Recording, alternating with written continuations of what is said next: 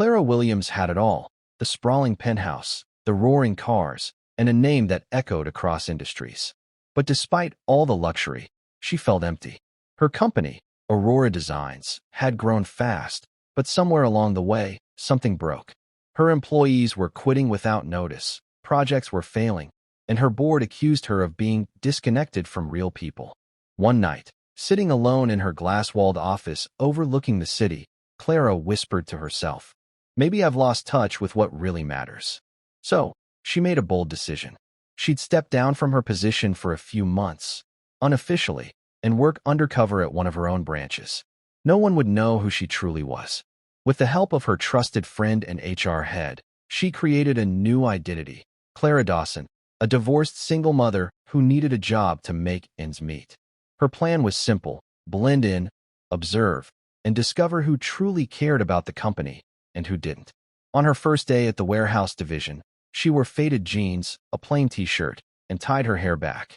No makeup, no jewelry, just another worker. The building smelled of dust and paint, and people moved fast. Some smiled politely, others didn't even notice her. But one person did: Ethan Ross. He was the warehouse supervisor, kind-eyed and hard-working, always helping others. While most ignored her, Ethan welcomed her with warmth that felt genuine. "Don't worry, you'll get the hang of it. We look after our own here," he said with a grin. Those words stayed with her. Days turned into weeks, and Clara saw a side of her company she never imagined. Machines were outdated, safety rules were often ignored, and workers were underpaid. But what broke her heart most was seeing how hard people worked, especially those who had dreams beyond the walls of that warehouse. She saw Sarah, a single mother like her disguise, skipping lunch just to save money for her daughter's school fees. She saw Marcus, a senior worker, struggling to lift boxes because of his back injury, yet too afraid to complain. Every night, Clara went home and cried, not out of guilt, but out of realization. They've been building my empire with their blood and sweat, and I never even knew their names. Meanwhile, Ethan became her closest friend. He'd share his hopes, how he dreamed of becoming a manager someday, but never got noticed by higher-ups.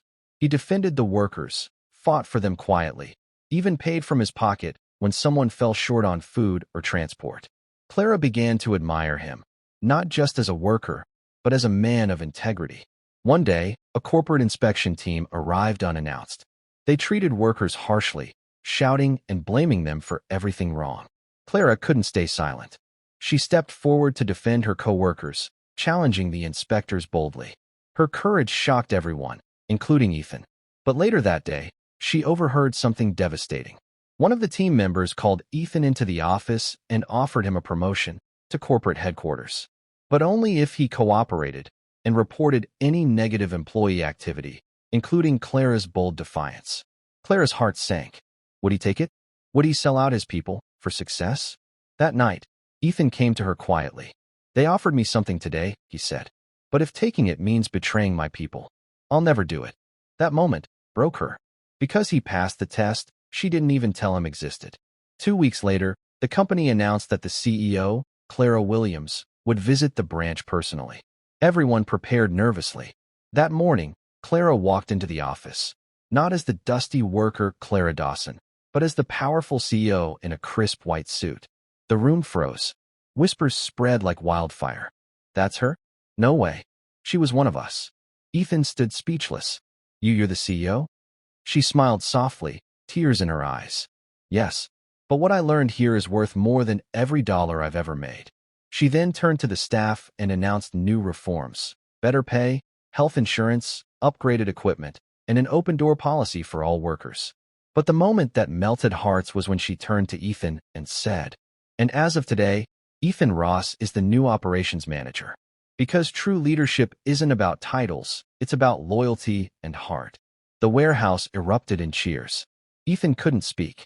He simply smiled, eyes glistening, and whispered, "You didn't just find loyalty, Clara, you inspired it."